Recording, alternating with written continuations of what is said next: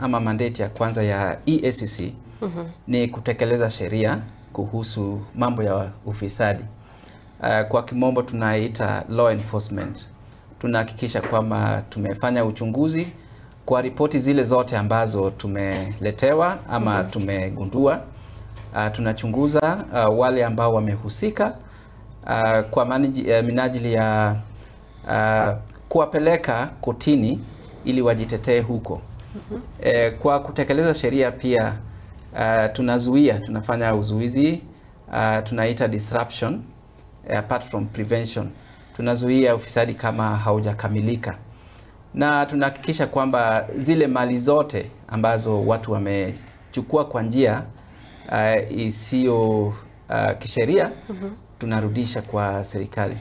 Kazi ya EACC ya pili ni kufanya prevention ama kuzuia ufisadi usifanyike. Kwa hivyo tunaangalia system zote za serikali, idara zote za serikali tunachunguza vile ama namna wanavyofanya kazi, na tunaweka mikakati ili kama kuna yule ambaye ni mwizi ana mkono mirefu ameajiriwa hapo, tunahakikisha kwamba hatapata njia yoyote ya kuweka mkono wake pale kuiba mali ya serikali.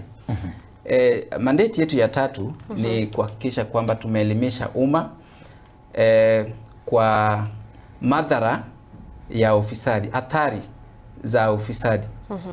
Unajua ufisadi una madhara. One of the reasons, mojawapo ya sababu ya kupigana na ufisadi ni kwamba ufisadi unaleta madhara mengi kwa jamii. Wale wanyonge, wale wamedhoofika katika jamii wanaumia zaidi. Wale wako juu pengine wataona ni kwamba wanaendelea vizuri na ufisadi, lakini wale wanyonge huwa wanaumia zaidi.